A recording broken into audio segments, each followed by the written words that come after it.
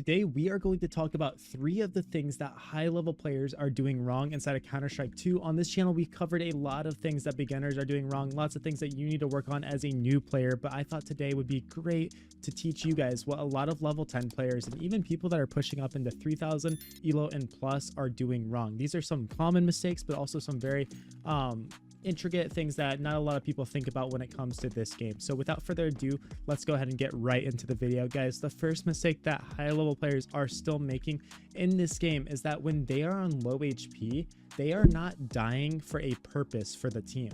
Right? So what does this mean, guys? This means like when we are on T side and say we get into a 3v3 situation, if you are on low HP, generally when you die, it has to be for a reason, right? No matter what. Obviously, when you're on full HP, you need to die for a reason. But a lot of players, when they're on 1 HP, they make the mistake of taking too much risk, right? So this can be on Mirage when we don't know if Catwalk and Ladder Room is clear. We're in a 3v3 situation. And the low HP guy just go ahead and decides he's going to go into ladder here, right? And do his little lurk play and come up here and take fights, right? Every angle he's peeking, every risk that he is taking, he is giving his team a losing percentage generally in the round, because if he does take contact with somebody, he is dead. And you might be like, well, that's great info, Kojo. Well, in a 3v3 situation, getting info with a guy on 1 HP when we don't have to is generally bad, because now the other team gets a 3v2 and that guy was by himself. He doesn't have the opportunity to be traded. And sure, we have the info that now there's a CT on Catwalk that just killed him, but it's still a 3v3 and we still have the whole map to worry about, right? Like, sure, we can make a plan,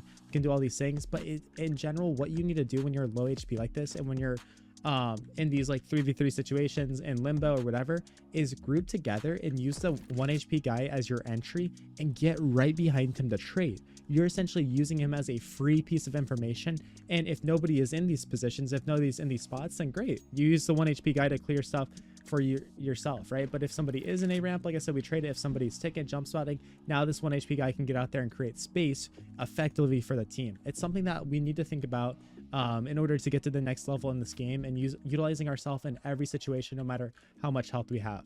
Now, guys, I have to give you a message about how to get the craziest looking Counter-Strike 2 skins, stuff like this Desert Hydra. If you love Counter-Strike 2 skins, listen up. Skins Monkey is going to be your platform to use. They are offering a $5 free bonus for every $100 traded. I love Skins Monkey because they have an instant way to get new skins, 24/7 live chat support, and multiple different features, including filters to get exactly what you want on their site. Right now, they are offering a Black Friday weekend event, guys. This is a 45% deposit bonus on Friday. That is 10% more than usual. If you're late to the party on Saturday and Sunday, they're offering a 40% deposit bonus, which is absolutely great. And this is your time to get the skins of your dreams for cheap. Thank you so much, Skins Monkey. You're a wonderful site. Use code Kojo for the best discounts out there. All right, guys, the next thing that players are doing wrong at high elo is they are doing way too much in the post plants, right?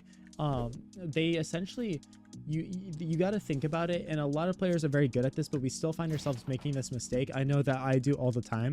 Is we will be in a 1v1 situation and our enemy might be on the other side of the map. We plant the bomb and then we forget what the enemy has to do, guys.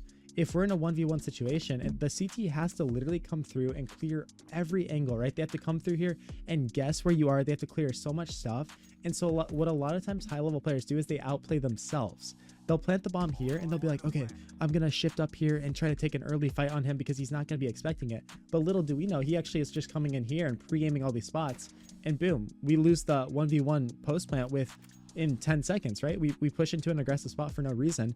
Or what happens a lot with high level players is we get caught in transition zones because while we're trying to do too much, we're jumping up here with our knife out and actually he comes from Catwalk and kills us while we're trying to do some extravagant play. Or we give away too much information. We, might run up into here into apps because we're gonna like line up for like a spam kill or something, and this guy's like, oh, I just heard that guy run into apps and now I can create my plan, I can do what I want to do, and we just give away everything, right? So while trying to play smart, while trying to be creative, we actually do just way too much and end up throwing the round for our team and end up looking like a bad player.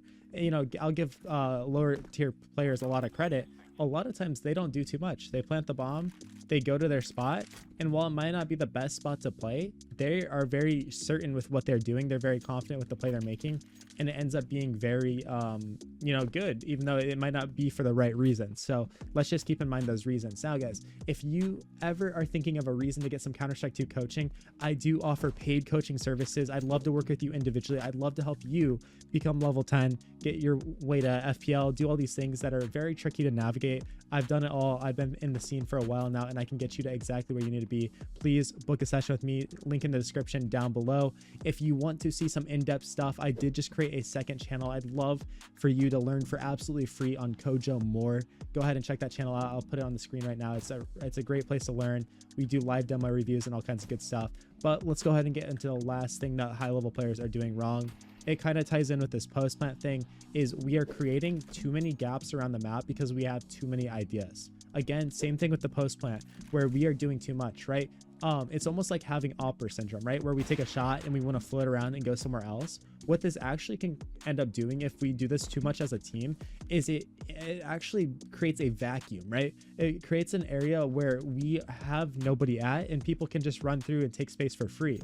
So I've done this a lot in pugs, especially when I have a rifle or something, where instead of playing my position, right, instead of just playing standard and locking down mid, I'm like, I want to push underpass and I want to go do all these crazy peeks and plays. And then my teammates that I'm queued with are like, oh, I want to do this cool trick that I saw and do all these things. And then we end up doing so many fun, unique plays and so many next level things that it actually becomes horrible, because now the other team is like, oh, mid's wide open, right? I get to just literally run through mid here and take all these space, all this gaps, and then we actually get our A players killed or our B players killed because this guy is running up cat and we're not there to communicate it. We're literally not playing our position because we're doing way too much stuff.